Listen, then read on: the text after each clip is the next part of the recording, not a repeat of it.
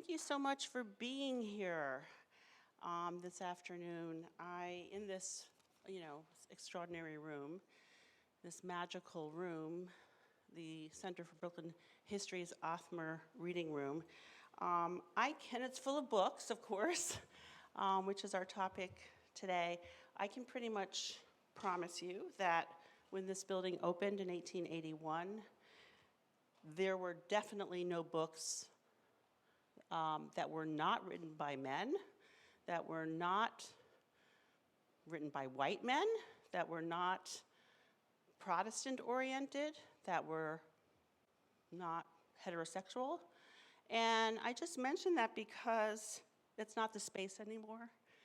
It's not what we do here anymore.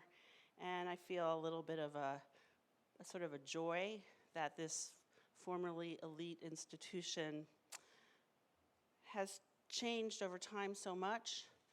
It's kind of hopeful. So, my name is Marcia Eli. I put together these talks and such for Brooklyn Public Library Center for Brooklyn History, and I'm part of the Arts and Culture team, BPL Presents. And, I'm especially really moved and honored to be here at the very last day of Banned Books Week to greet everybody, not just for myself, but for the amazing colleagues who've put together and run this Unbanned Books initiative, and for our Board of Trustees, the president of whom is here, or the chair of whom is here tonight, or this afternoon, and really it's an honor to be able to greet you on behalf of all of them. You probably know, but Books Unbanned gives BPL, Brooklyn Public Library, e-cards to anyone 13 to 21 across the country who applies, and they can use those to check out digital books that they may not have access to where they live. And thanks very much to somebody who is our special guest here tonight. That initiative has been utterly galvanized. Summer, I'm going to pronounce her name correctly. She told me it's Boismier, not Boismier. Summer Boismier is the Oklahoma high school English teacher who was suspended for sharing our Books Unbanned QR code with her students on the first day of school. And she has been an extraordinary, passionate spokesperson. It's gone viral across the country. And we have had an exhausting and exciting week with her. In fact, a very moving and emotional week. I think that we've all learned a lot about what Books Unbanned means to real people, So that's a little bit about what tonight is, or this afternoon is going to tap into, because obviously banned books has affected Summer, and it's affected our other guest tonight, Aaron Lau, who is a 17-year-old high school teacher here, a high school student here in New York. This conversation is going to be moderated. Did I pronounce that right? Good, okay, just want to make sure. By New York Times reporter Alexandra Alter, who has written extensively about censorship and the rise of book challenges around the country. So in a bit, Aaron is going to come up in a little bit, but for now, I'm honored to really ask you to help me welcome Summer and Alexandra to join up here. So thank you.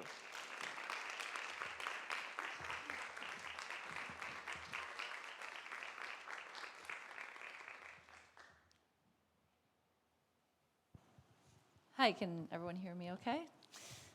It's a real pleasure to be with you all, and I think we're all here because we love books and we love what they do as vehicles for ideas and new perspectives and experiences.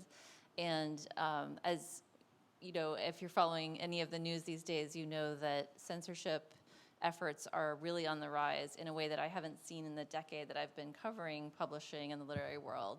There's an extraordinary spike in book banning efforts, as well as greater vitriol in those efforts and more coordination.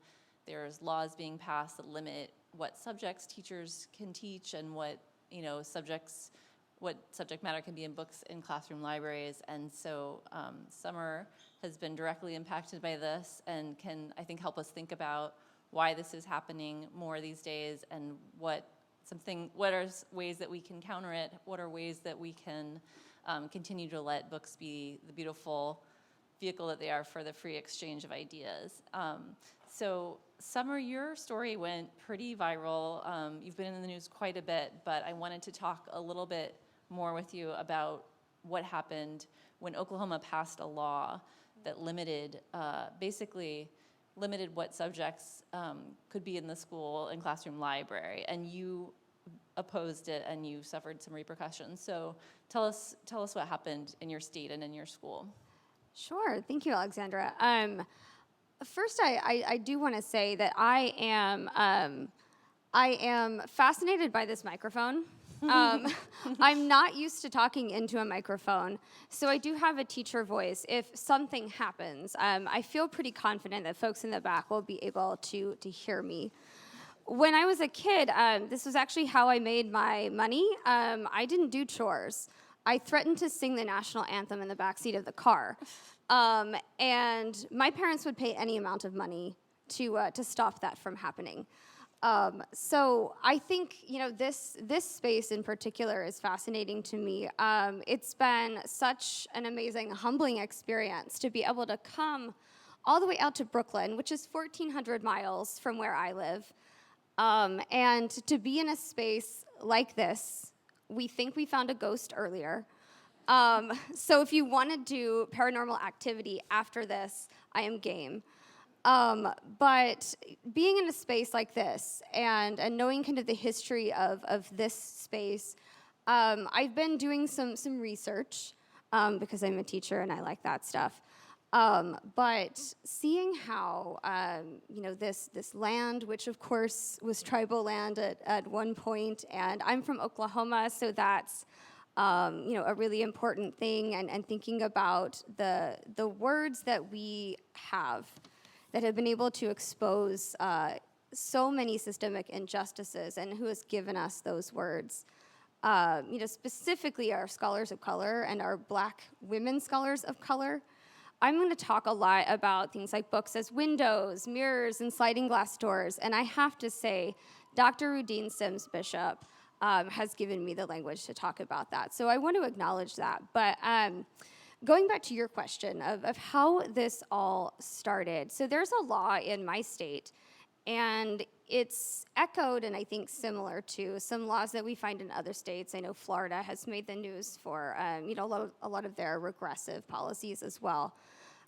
This law is called HB 1775. It's known colloquially as the anti-CRT law, even though the phrase CRT or critical race theory appears nowhere in the legislation. Essentially what this law has done is it is an attempt to legislate intent and legislate feelings. And so there is a section of the law that bars teachers, folks in educational spaces from discussing topics centered around race, sex, and gender that would cause a student to feel discomfort. And sorry to interrupt, does that extend to the books that you have in your school classroom, or is that just what you can instruct? Like, does that just the curriculum or the books as well? Right, that's a great question. So the law specifically says discomfort. I like to call it a Swiss cheese law because it is riddled with holes. It's fill-in-the-blank bigotry. And so what it has created, it's legislation from a place of fear. And so it has required our teachers to teach from a place of fear, and it's requiring our students to learn from a place of fear. There is nothing specific in that legislation that talks about book banning, that references libraries of any kind, whether that be classroom libraries, school libraries, or public libraries. But it has created an umbrella effect that has chilled free speech and chilled conversations, again, around race and gender. I've had a classroom library for a decade now. I teach English, and it's pretty pivotal and essential to what I do. And I use my classroom library to supplement a lot of deficiencies in our official curriculum, which is, for lack of a better phrasing, I'm going to say it, primarily consisting of dead white guys. And so many of my students come from many different communities, and they have intersectional identities, and they deserve to see not only themselves reflected, and reflected positively, by the way, in the stories that we read, but these stories are fundamental. It goes beyond the books. I think that's why we're here. If it were just about the books, I wouldn't be 14 miles from home right now. But those stories also help our students in serving as windows, right? Experiences into lived experiences in communities that they may not have had. And so while the legislation attempts to tell students that you should fear people who look, think, love, and pray differently from yourself, providing them with access to those stories is a great way to counteract that. And so the law itself has had a profoundly chilling effect. And one of the main reasons, it's been in effect for about 1.5 years now, but something changed this school year. And that was the action of our State Board of Education. So the State Board is appointed primarily by the governor. The only person on the board who is not a political appointee is our state superintendent. And so when I say education is political, I point specifically to the school board and challenge anybody on that one. And so our school board had this past July, 2 HB 1775 violations to discuss. And so these violations came from 2 of our school districts in Oklahoma, one of those being Tulsa Public Schools, which is one of our largest school districts. Without any evidence, without any explanation, without representatives from the districts even being present, the board voted to downgrade the accreditation of both of those districts substantially. And for those folks who don't know, accreditation is the way that a school operates. This is how a school gets funding, state and federal. If a school loses accreditation, essentially it closes, or the state can come in and take it over. So there is a lot of concern because one complaint from anyone, a student, a parent, a guardian, a community member, could elicit or jumpstart that 1775 process, and an entire district could lose its accreditation with no opportunity to appeal. There is no due process in the legislation either. So when the school board voted to downgrade accreditation, it was a shot across the bow, so to speak. Every teacher in the state, every administrator got the message loud and clear that if we attempted to do the things that we know are best practices, that we know work with students, we could potentially not only lose our jobs and our teaching certificates, but we could lose our district's autonomy in operating as well. And when we talk about implications of legislation and the importance of programs like the Books Unbanned initiative, many of our students in Oklahoma are from rural communities. There is not another option from 50 miles. Cows outnumber people. So they do. So those local public schools are lifelines for many of our students, and there are so many implications with this legislation. And so we were told that our classroom libraries were now subject to vetting. They had become instructional materials. I've taught for 10 years. I have never had my classroom library referred to as an instructional material before. These are optional books that students can access. They are optional books, so oftentimes many teachers have classroom libraries. Again, I teach English, so it's kind of important for what I do, but just a little bit. That's what I've been explaining to folks here is there are some folks back in Oklahoma who, and the Brooklyn Public Library team has been very surprised by this. Apparently, I am in charge of every book in every Brooklyn Public Library branch. And when I brought that up to the team, they were shocked. But so with my classroom library, I fund that library. These are books that, for the most part, I have purchased with my own money. And that's the case, I think, for a lot of teachers. And so I use these texts to supplement deficiencies in our official reading lists. I prioritize stories that directly connect to the lives and the lived experiences of my students, graphic novels, young adult literature, stories not only about but by LGBTQ plus authors, and that center those experiences in a positive fashion as well. The same with texts that portray Black, Indigenous, and persons of color. To Kill a Mockingbird is a wonderful text. I think we have a lot to learn from it. But it was published in 1960, and if we're using that text to examine systemic racism, I don't know that a white woman has the most authentic perspective on that particular topic. So I think it's quite important to bring in those authentic perspectives. That's exactly what legislation like this attempts to prevent. And so while it doesn't mention book banning specifically, because the law is so vague, is so broadly written, and so full of holes, that book banning has come under that umbrella. And I would say to the legislators in my state and legislators across the country who are attempting to pass similar legislation, please come for a writing conference with me, because I have some notes. And you would not pass the AP language exam with writing like that. I'm just going to say it. Now, you have this curated classroom library that addresses the deficiencies in your school library. Then, because this legislation is being enforced, you feel that you can't provide these books anymore, and you share the QR code for the Brooklyn Public Library. There's a complaint. Tell us about the fallout from that, and did you have support as well? Yeah, so we were given some guidance at the beginning of the school year, and just to kind of update folks on the timeline, the state board's accreditation downgrades had happened in late July. Most schools in my state start around the beginning of August. So that left some districts with a matter of days to figure this legislation out. And I will say, even to this day, this legislation has been on the books for like a year and a half. I don't know how you comply with it. And I don't know how you violate it. And I don't think too terribly many people, including its authors, know that. So it has put school district administrators in an impossible position.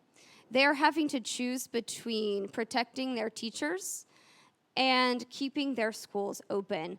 That should never be an either-or proposition. And so we were given some suggestions on how we could protect ourselves, so to speak. One was we could temporarily remove our texts that we thought would draw a violation. That's stupid. Because if we're trying to objectify feelings, what I think is going to cause discomfort is probably different than what anyone else in this room would think is going to cause discomfort. And I'm looking at every single book on my classroom library shelves, and I'm thinking to myself, well, every text is fair game then, because Captain Underpants at one point has been banned because he's in his underwear. So I'm not going to use my incredibly limited time on that. It's dumb. So the other option was we could restrict student access for the time being. And one way that was suggested to do that was we could take our books and we could turn them spine inward so the pages are facing out, so that students walked in the room and they wouldn't know what titles were on the shelves. And for me, that sends up so very many red flags. And one of the biggest reasons is because it has now forced educators to treat their students with suspicion. And anyone who's been in education for 5 minutes, anyone who's ever interacted with a school, is going to know that we can't do what we need to do. We can't improve and enhance academic outcomes if we can't form those relationships. And if I can't trust my students and they can't trust me, then it's going to be a long, painful, and unproductive year. The other option was we could cover our shelves. Again, we were told this was temporary, but no one knows what temporary means. So I chose that option. And, I'm an English teacher, so I love me a good text feature. And, I thought I can't stop with just butcher paper on my shelves. I have over 500 books in my classroom library. I've been doing this for a while. And so I added a little caption, thinking that my handwriting would never be seen by the world. And I simply labeled those shelves, "Books the State Doesn't Want You to Read." I challenge anyone to prove me wrong. That night, I was scrolling through Twitter. I've tried to do TikTok. It took me 2 hours to do a 15-second video, so that is not my medium. And I came across a link to the Books Unbanned initiative through the Brooklyn Public Library. And let me tell you, I teach high school, so my level of petty is off the charts. And I thought to myself, that's going to be good. So I set up a Google Doc. I put the link into a QR code. And the next day I went to school and I used school paper and school ink to print about 10 QR codes. And I slapped those everywhere around the room. So when my students came in on the first day of school, I felt like I have to say something. Because high school students, including Aaron, put the spotlight over there, I've had the pleasure of interacting with this group of humans for a decade now. And let me tell you that they are some of the most perceptive, most intuitive, most incredible critical thinkers on this planet. And I think there are some folks in positions of leadership around the country right now, like some of those folks I've had to explain how libraries work to, that could be easily replaced with our high school students, and the world would be such a better place for it. I could say nothing. I could, but saying nothing speaks just as loudly as saying something. And it is vitally important to me in forming my classroom community that my students know where I stand, and I refuse to be party in any way, shape, or form to censorship. Any way, shape, or form. So I simply told my students that there's a QR code here. It's neat. I know we all have our phones out anyways. You're not all looking down at your knees, just fascinated that they are there. I know. I'm doing it too. And so I said, this is just the result of bigoted legislation that we have in the state. And what I can promise you is that despite the fact that we don't have access to physical books, despite the fact that your leadership in your state, our state, I guess it's mine too, has spent the summer loudly proclaiming that your identities and your stories are obscenities, I'm going to do everything I can within these four walls to make sure this is an inclusive space where we honor everyone's perspective. That drew an HB 1775 complaint. It took me that was from a parent? It was, yes. It took me 2 hours. And I've honestly been spending, the last 6 weeks in some real self-reflection here, because I'm a little embarrassed that it took me that long.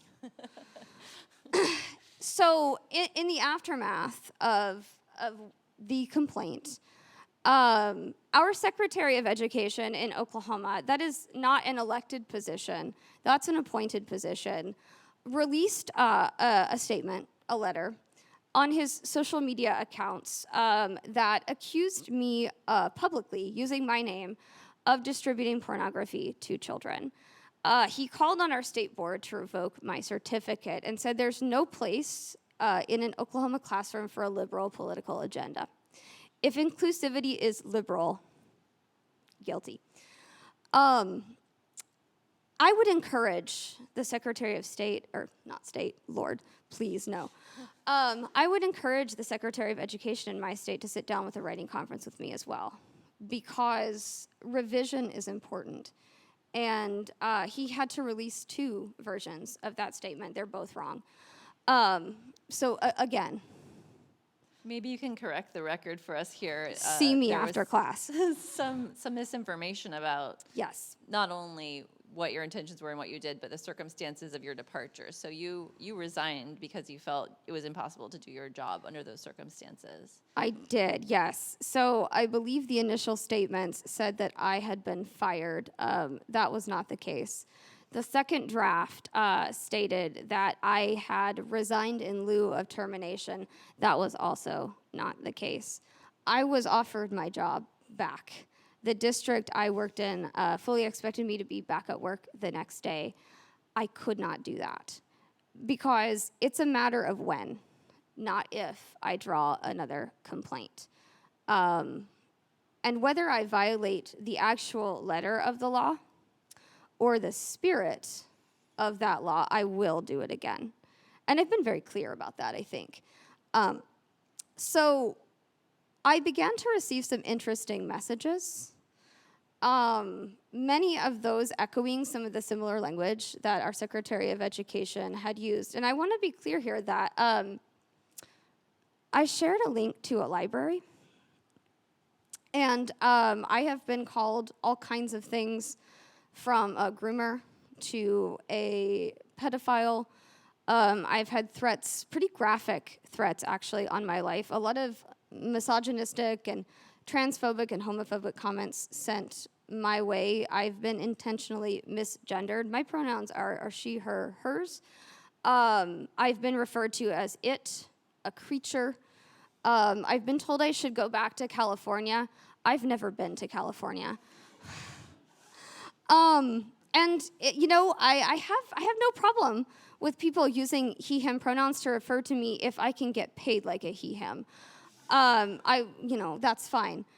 But I want to say, though, that with all of that, what's far more important, and I think what has been far more impactful, is I've been reminded that there are so many people in the community, in neighboring states around the country, states that I've actually had to look up where they were because it's been a while since fourth grade geography, sending in messages of support. I've had the question asked so many times, how can I help?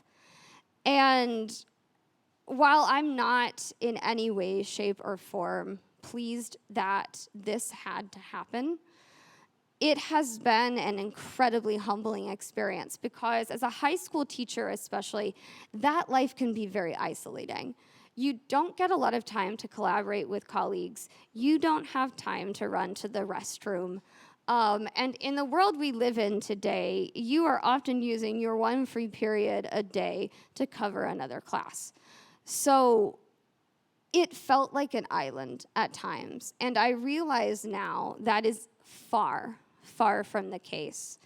I have had folks I've never met from halfway across the country, from other countries, reach out with messages of support, with questions of how can I help? We have had parents and guardians in our community completely independent of me, because this is not a skill set that I have. They've taken the QR code, and they've not only placed it on yard signs that I see popping up all over Norman, but we have a local bookstore owner who has a student in the school district who has taken the QR code and put it on a t-shirt and is now selling those at cost and giving them away for free to students and teachers in the district. So my school administrators took down my QR code in my classroom. There are now students walking through those very same hallways wearing it on their shirts. And I will say that they have struggled exponentially to keep up with demand. Almost as soon as they get a new shipment of shirts in, they're sold out. And I believe they are now, just to do a little plug, they are now available online for folks out of state as well. So it's Green Feather Book Company, if you're wondering. But more than that, I think it's the messages from students that have meant the most. Because, you know, in this conversation, I think we've heard a lot from the parents' rights crowd. And I've said a lot about, you know, the teacher's perspective here, and I've been asked about my experiences. But the real people at the center of this, and I think the reason why it's gone beyond a local interest story and it's resonating with so many folks around the country and around the world, is because we have students sitting in our classrooms right now who are walking through those classroom doors, and they are seeing no stories that reflect who they are, that reflect the struggles and the things that they are dealing with in their lives. And more than that, they have adults who are very loud and, you know, have very nice ties. You know, tell them that who they are, right, their identities are obscenities and their stories are enemies. And I cannot imagine how, I don't think difficult is the right word to describe, but despite all of that, there have been students that have just absolutely blown me away with their empathy and their critical thinking abilities. So to all the folks out there who keep saying that teachers are indoctrinating students, you discount the students exponentially there. And if I could indoctrinate students to do anything, it would be to bring a pencil to class. I think that's a great point to bring in a student we have with us, Aaron. We'd love you to join us up here. Aaron has direct personal experience with how censorship can impact young people, what it's like when you don't have access to a wide range of books or see yourself reflected in the stories that you're able to read. So thank you so much for joining us. Can you, thank you. I should also mention that Aaron has been a student librarian and a really big advocate for books unbanned like Summer, but I think both of you have done so much to spread the word about the program and to help young people in other parts of the country hear about it. Well, and Aaron is my hero, by the way. I wish I could have been even half that cool when I was in high school. I wish this, oh, it is on, okay. It's on. We were talking about lasagna as a sandwich earlier, I believe. That's true. So, Aaron, tell us a little bit about your background and your experience with having limitations on what kinds of stories you were exposed to. Okay, so I lived in southern Georgia for around 13 years, and all through like elementary and middle school, until I moved up here for high school. So, although I am part of like, I'm a screenager or whatever, like I'm part of the digital generation, you know, and we have like access to the internet and things like that. But in a lot of conservative places, like a lot of homes, you have limited internet access. So a lot of the stories you are able to access, especially as a young person, are, you know, like you have like a book that you read because, you know, maybe you don't have that much like time on the internet. And, you know, luckily I had like some internet access, so I was able to like know about some things, but, you know, a lot of people didn't have that, so they weren't able to see stories about themselves, you know, like reflected in literature, and, you know, they weren't able to, you know, be told that they were like valid and right, and they're not, you know, they're not in obscenity, as you said, their existence isn't sin. They weren't able to get those positive things that would balance out what they were told by the adults in their lives, which, you know, constantly, all the time, like, you're wrong, you know, you're gross, don't do that, you know? And it's honestly just really dangerous, the censorship, so. And you also, I think you told me earlier, didn't have an extensive school library. There weren't a lot of books, and there weren't diverse books, and you also didn't live near a large public library that would allow you to kind of go in on your own and find stories like that? Yeah, no. I mean, our school library it wasn't super extensive. It was mostly just like books that were assigned reading, and a lot of our assigned reading wasn't, was a lot of those things that they're not banning. Or it was just like, history books or like textbooks. So, yeah, and we didn't live, there wasn't a public library near us, so we couldn't just go into those places and be like, hey, maybe I'm not disgusting. We just, it wasn't like that, So you eventually moved here and had access to a wider range of books. Was that something you sought out on your own, or did you have a teacher or a librarian kind of point the way and say, hey, here are some books you might like? How did you discover sort of what all contemporary literature has to offer us now? Well, I moved here for a multitude of reasons, but one of those reasons was to kind of get away from, like, the bigoted culture down there, and just the racism and, like, rampant homophobia, transphobia. And when I came up here, obviously it's present everywhere, but it's a lot less prevalent in a place like this. And I would say that in a way, stumbled into, like literature that includes, people of color, people in the LGBTQIA+ community. But once I found that, I was like, whoa, this is, it's crazy, because I didn't know a lot of these books existed or could exist. Like, what's the word? Whatever. I can't think of the word. Yeah. But it was like crazy to me. I was like, I remember there's the book, like, This Book is Gay. And I know that's being banned in a lot of places. Yeah. I haven't read it really, but just looking at the title, I'm like, well, I didn't know that something like this could be like a thing. I didn't know that you could just go into the library and see this, because, like, it definitely really wouldn't be anywhere in my school library, and I wouldn't think it would be in a library, public library, if it would have been near where I lived. So it was kind of, it was like stunning, almost, like. And then I started getting into. I learned so much about, like, how the world works, and I got validation that I wasn't, I didn't have access to in Georgia, and I almost didn't realize until I moved here that, like, this was such a big deal to me and to a lot of the other people in my circle in the South. Yeah, so.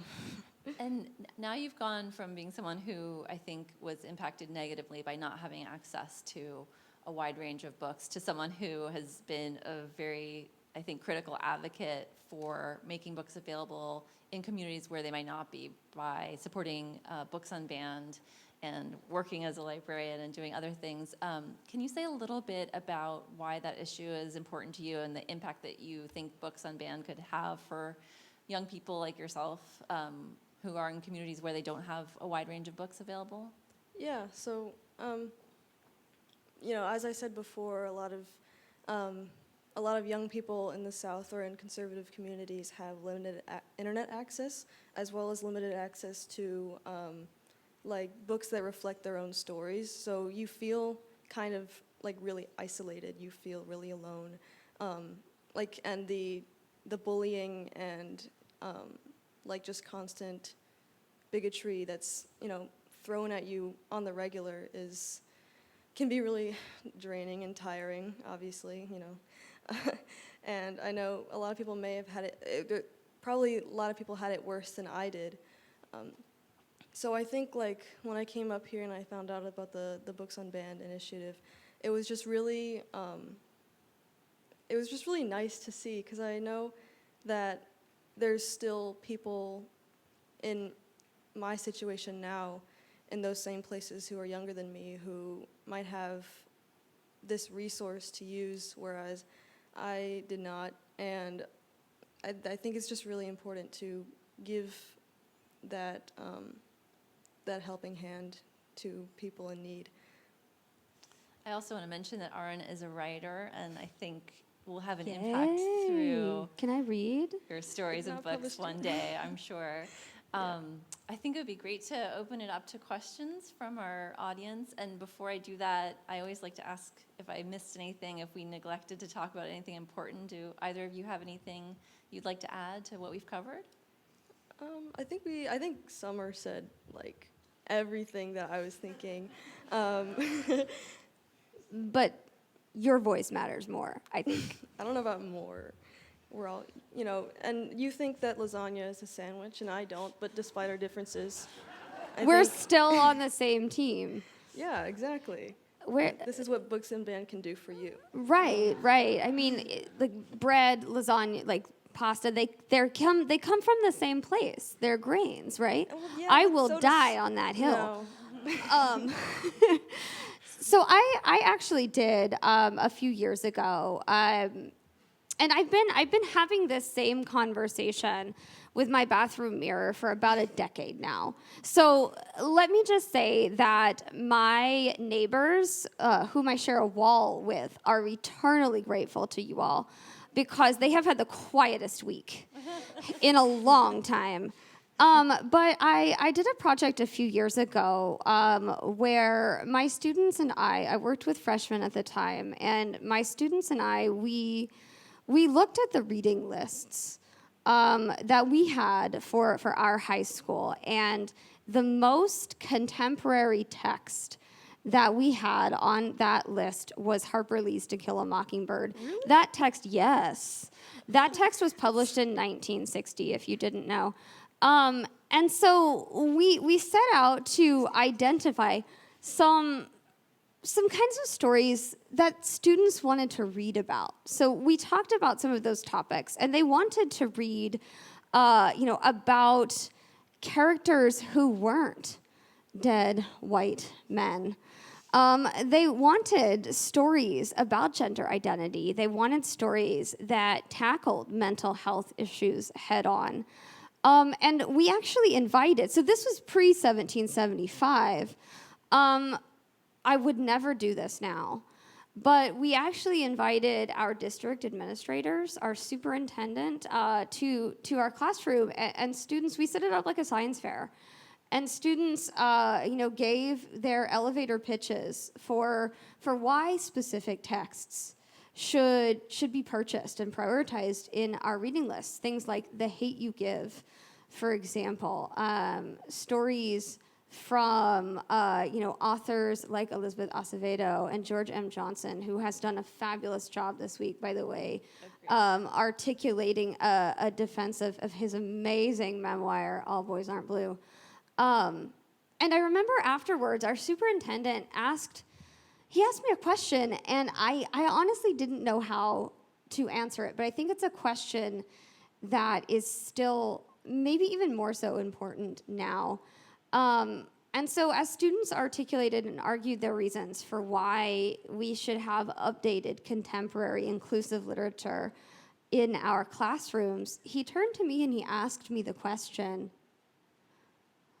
why aren't we doing this? Because people are scared as hell. That's why. That's exactly what I told him. But maybe slightly different phrasing, because at the time I needed to keep my job. But I think that question is still wildly relevant. Why aren't we doing this? Yeah, I think there's no coincidence that as we've seen publishers respond to calls for more diversity in the books that they acquire and publish, and teachers become more attuned to what students really care about. And you mentioned some incredible books that I think are very relevant to what's happening in society today. As those efforts have maybe gotten more of those books into the hands of students, we've seen a rise in efforts to ban such books. And it's like also no coincidence that many of the thousands of books that were targeted in the last year have to do with race and racial identity or gender identity and sexuality. Yeah, I think PEN America, their data had said 41% of challenges, I think, were LGBTQ plus oriented. That's right. Yeah. 40% were BIPOC texts, so that's not an accident. And you think about the percentage of books that actually address that subject, it's much, much smaller. So yeah, Right, disproportionately I think people targeted. are like super overreacting to like they think that like all books now are like that, and like obviously like there wouldn't be a problem if they were, but they're acting like it's if a child reads like one gay romance, like the world is going to literally explode. And I don't honestly wait. That might like, be a good you can thing. consult a scientist on this, but I kind of really don't think that would happen. When you At least not right away. When you know? do reach out to the scientists, can you please let me know what they say? I'm Yeah. sure you're probably right. They're probably not going to respond to me, but Well, if they know anything about anything, they will. Yeah. The mitochondria is the powerhouse of the cell, right? yeah. That's all I remember from high school science. Oh, we have a question from an audience member. Should we hand, here comes a microphone to you. Okay, well, whatever I say or ask will be because I'm a product of Jesuit education. And the Jesuits are famous for giving popes angina for about 4 centuries, until one was elected pope, our current pope. Anyway, I'm not an attorney, but I learned enough of law at my Georgetown education to come to the conclusion that the law that you're talking about and someone feeling uncomfortable, this strikes me as being like 6 months into law school, most law students could demolish this in terms of an attack on constitutionality and First Amendment and on any number of other levels, that this non-attorney is not capable of articulating. But and where is the ACLU and other groups? Because it seems to me that this, you could do what you want to do and have your books and show that you're complying and make a cogent argument that you are in fact complying with the law. Because discomfort, wow. Yes. So I love that question, actually. And I think I might have you beat, though, because my knowledge of the legal system begins and ends with Legally Blonde. So yeah, I mean, I think I've heard that echoed in a lot of places, and I share those sentiments that this feels like we are dancing quite precariously close to a violation of some First Amendment violations there. I will say that the state of Oklahoma and many states, I think Florida and Texas, are now kind of in similar positions. We spend a lot of tax dollars defending lawsuits that allege our legislation is unconstitutional, because it is. So the ACLU in Oklahoma has actually filed a lawsuit against HB 1775. That lawsuit was filed in November of last year. But as we all know, when it comes to something vitally important, the courts, they're not exactly quick. That suit is currently still making its way through, the chutes and ladders and hoops and dead ends of the legal system. I mean, it seems like, at least in Oklahoma, and well, frankly, if I'm talking nationally too, because I now no longer have rights to my uterus either. Our entire national legal system is like a less fun version of the Winchester Mystery House. Right, where there are doors that open to nowhere and windows that open onto nothing. So the ACLU is on it. I will say that as well, in addition to our Secretary of Education calling for my certificate, a very, I don't know if they have slumber parties or sewing circles or what it is they do, but a very tight-knit group of our state house representatives, all of them belonging to the same political party. I'll let you infer which one that is.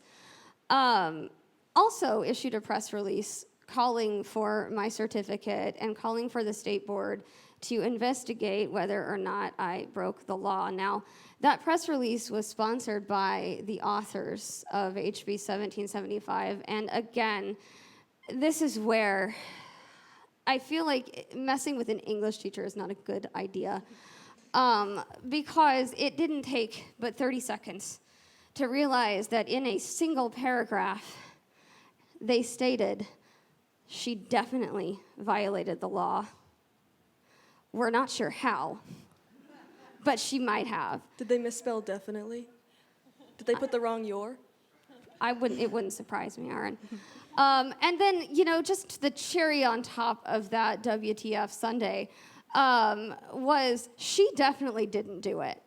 So if those lawmakers were students in my AP language class, one thing that I would point to, one very important thing if they wanted to pass that exam and get college credit, is they need a consistent line of reasoning. And you can't have your cake and eat it too. And when you have 3 lines of reasoning in a single paragraph, you're not gonna, the most you can hope for is a 1 on that essay. Yeah, no citations. No citations, right? That you gotta commit, pick a lane. You can't drive in all of them. But I will say too that again, that statement came directly from the authors of the legislation. So if the authors of the legislation don't know whether I violated it or not, I think that alone would be reason enough to invalidate it. And here we are. So. Very quick point of information.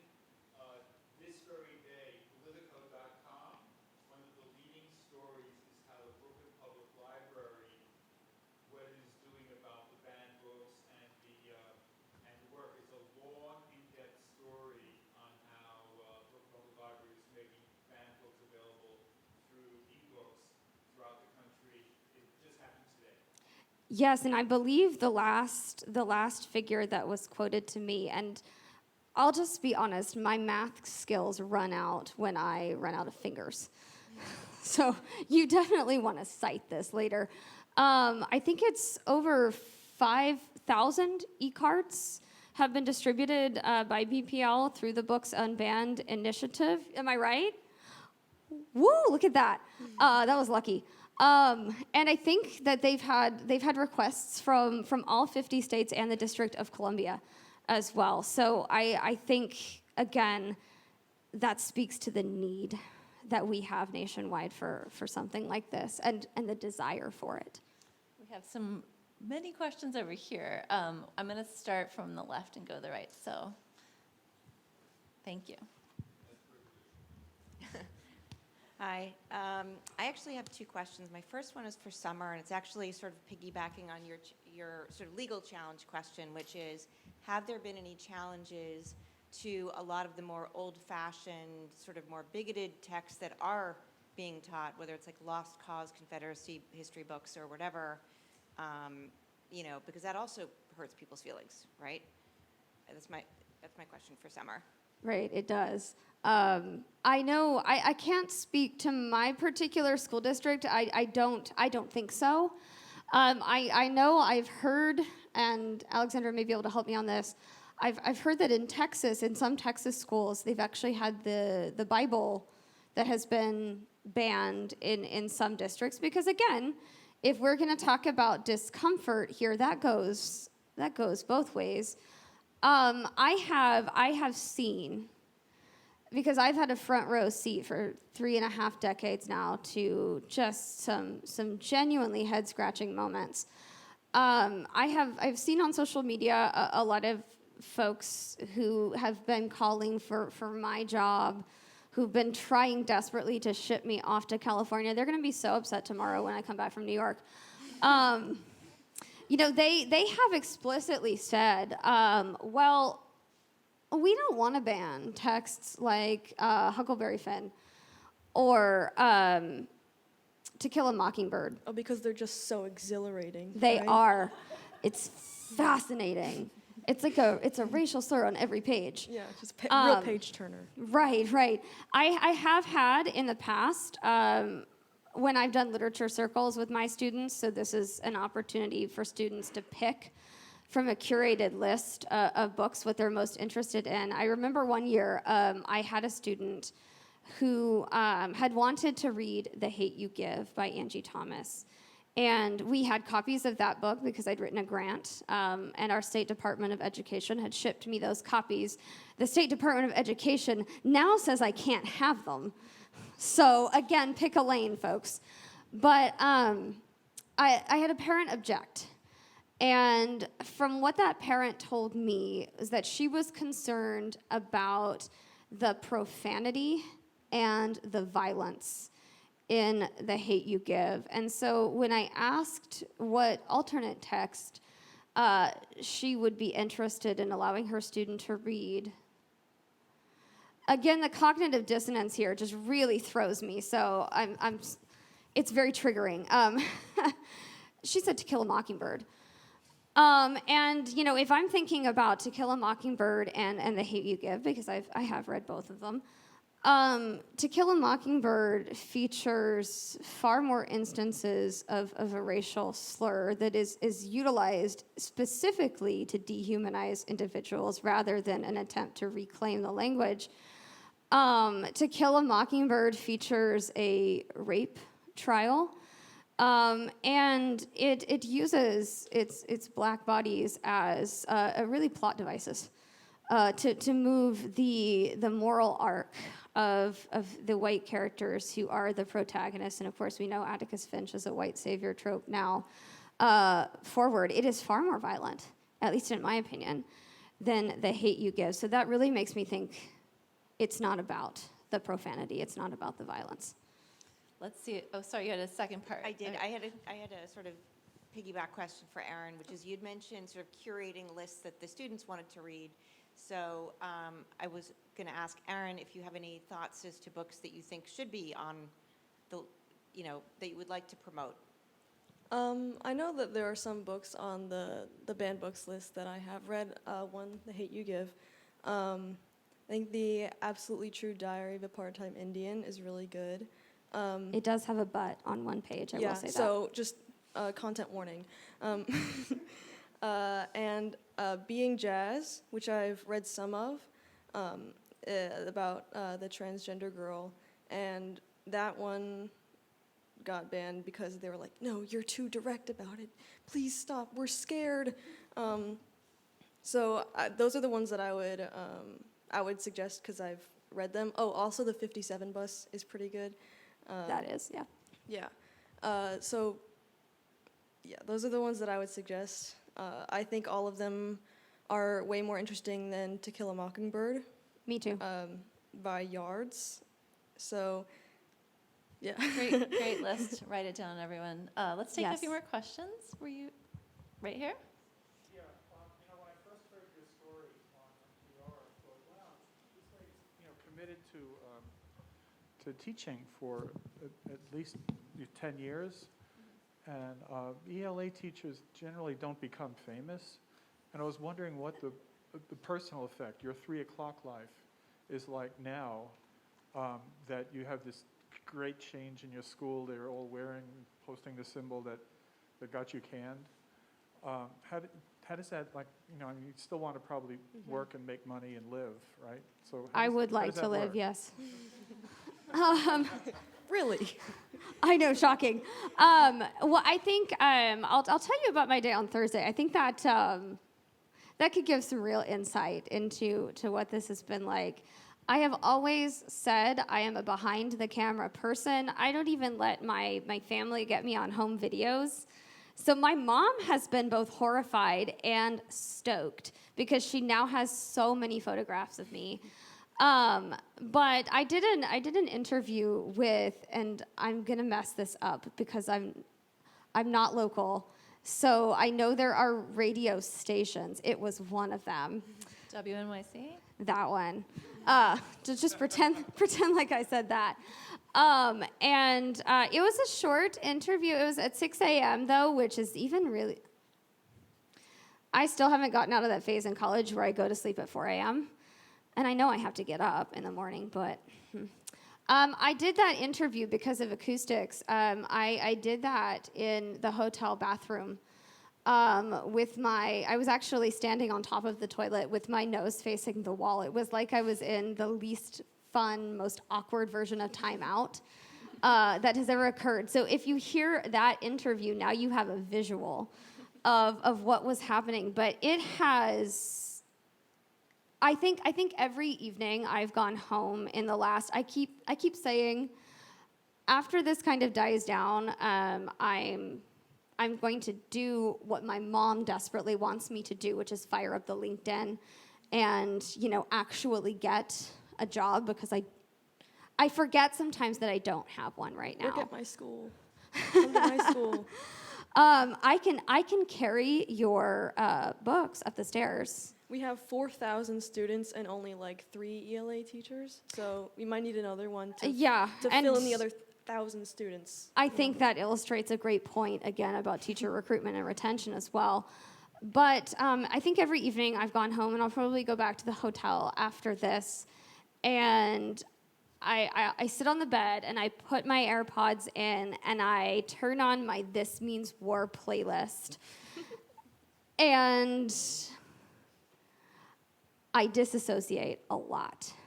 I think it hits me at that point that I have seen, I have seen words that I have said in quotation marks, which is really wild. I think Brooklyn Public Library, the Books Unbanned program, a story about that was retweeted by Barack Obama recently, which, yeah, I know. I did not know that. So dang. But I think it's important, and one thing I've really tried to do that I think has kept me, on the straight and narrow, so to speak, here, and has kind of kept me cogent in this moment, is I keep telling myself, and I keep trying to tell as many people as possible, that this isn't about me. As many cameras and I know it's desperately ironic that I'm saying this isn't about me with a microphone in my face right now. But I think it resonates because, again, people across the country, and I'm certainly not the only one who has faced challenges like this, and I recognize the level of privilege in being able to fall on the sword, so to speak. Many of my colleagues can't do that.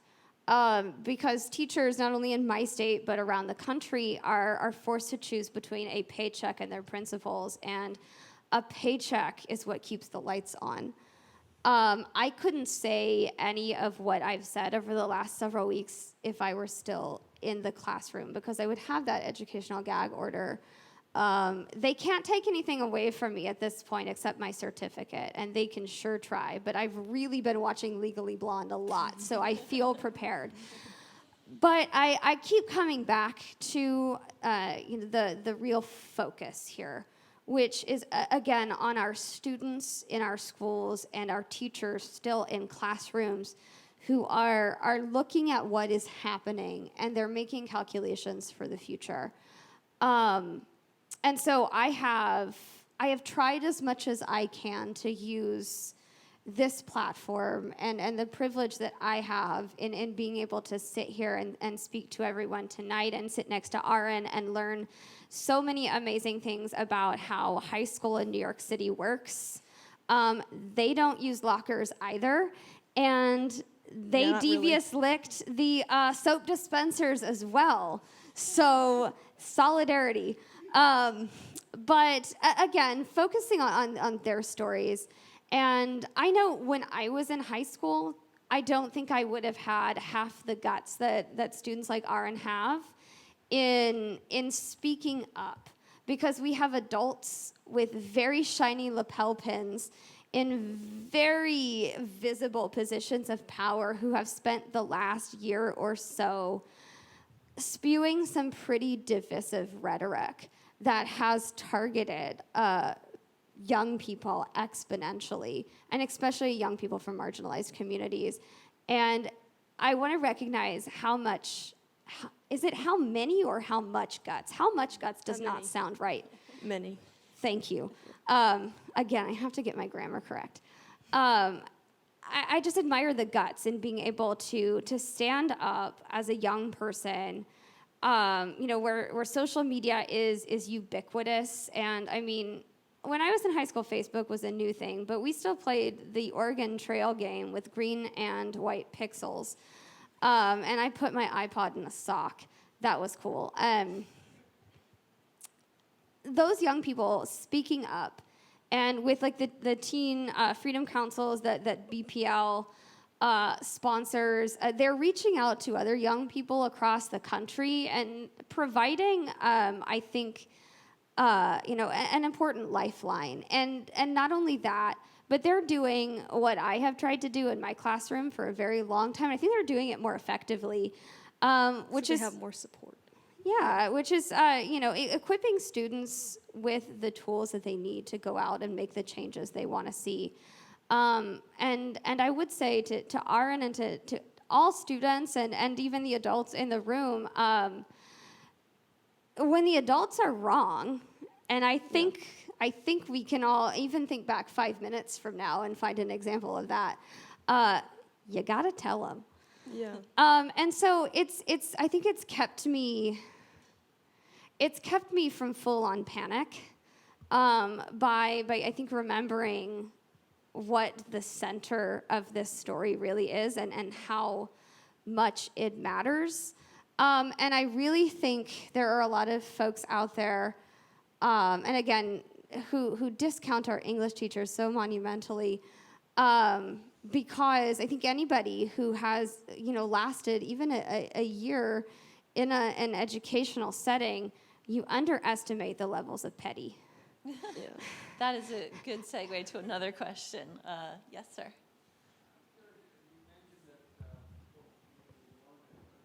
Sorry, one sec. Let's get you a microphone.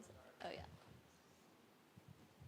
You were mentioning how there were people in the community who put out, Norm, who put out signs in support of you. And we can talk about how stupid this law is, but they'll just pass another one, right? So the question is, I'm curious what your sense is of the general support for, if nothing else, some version of content restriction, in Norman or statewide. Yeah, that's a great question. And I will say a couple of things on that. I know that the phrase age appropriate has been thrown around a lot as kind of a justification for some of this censorship. And I want to say what I've come to realize is that my definition of age appropriate is very different from the definitions of a lot of these folks. It's too abstract, I think. Right. I think, when we're talking about kindergartners, nobody's throwing Game of Thrones at them. If we can communicate those same messages of inclusivity and, learning how to work with others who are different from us. And there are plenty of texts out there, they're written on a level to communicate that message. Nobody is putting, Romeo and Juliet in pre-kindergarten. Like, that's not happening. And that's a very strange fear to have, I think. But as far as what my sense of the general community support is, I will say this. Oklahoma is you may not know this, but it's a pretty conservative place. So Norman, the community that I work in it's a college town. It's the home campus for the University of Oklahoma. And by Oklahoma standards, it's fairly liberal. And I know I've had a lot of folks asking the questions recently, with the support of legislation like HB 1775 from, some folks on our city council, from some folks on our school board. I had a school board member, say to me that, well, the law is the law. Like there's never been a bad or unconstitutional law before. I know Aaron can think of a few. I don't believe that a little bit. All right. So we have, and I want to remind everyone, midterms are in November. And I know that in Oklahoma, education is actually on the ballot. We have a state superintendent race, and we have a governor who's running for re-election. And there's been recent polling that's come out, and polling is polling, so take it with a grain of salt. But this is a big deal. So our Secretary of Education, the one who has been calling for my certification, who recently released, he does a lot of car videos. So if you love beige car interiors, feel free to Google Oklahoma Secretary of Education. They're fascinating.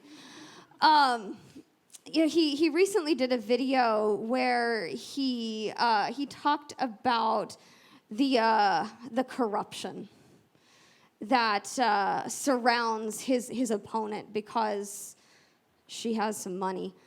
I want to be clear to everybody, this is coming from the same person who just last year was accused of misappropriating millions of dollars in federal money that was intended to go to our public schools. Instead, our Secretary of Education supervised the purchasing of PS5s and flat screens.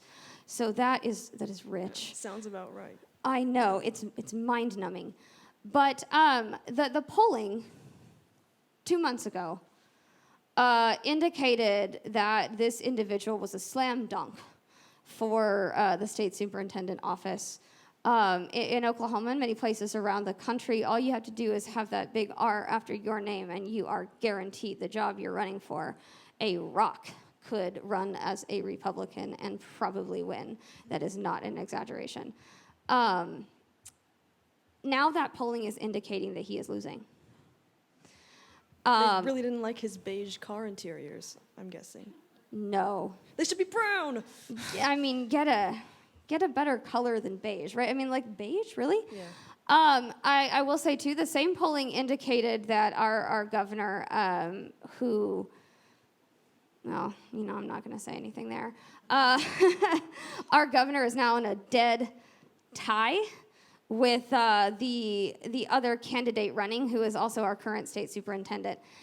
Polling is polling, and I think we can all cast our minds back to 2016 when that polling was wildly inaccurate. But it's given me some hope. And I think there is a level of awareness now in the community about what exactly the impact of legislation like this means. What it means locally, what it means for the educational outcomes of our students, and what it means for the survival of our democracy. And folks are paying attention. And that is the first hurdle. I have hope where I didn't before. It is a small glimmer, but it's still a light in the darkness. Yeah, I'm pretty optimistic, I think, because And Aaron is optimistic. I'm pretty optimistic. One thing about me. I love that, actually. I think that, I just can't. Usually I can be like, okay, I mean, I kind of see where you're coming from, but you're still wrong. Here I can't see, at all. I just know that we're right, so I'm not that worried, And, just look at, anything in history. We'll look back at this and be like, that was so ridiculous. Why did this take so long? And, I'm just looking at it from that perspective. I don't think we're gonna lose this fight because it's a really easy fight to win, I think. Well, that's a really important question, I think, too, because I've seen far too many people asking the question, how did we get here? I mean, I think that's not hard to figure out. Just look at a textbook. Right, right. Don't, actually. This is not the first time that, censorship has been utilized as a power play. It's all too recent, and that's frustrating. But the question we really need, and the adults in the situation need to be asking ourselves, is not how did we get here, but why did we wait so long to do anything?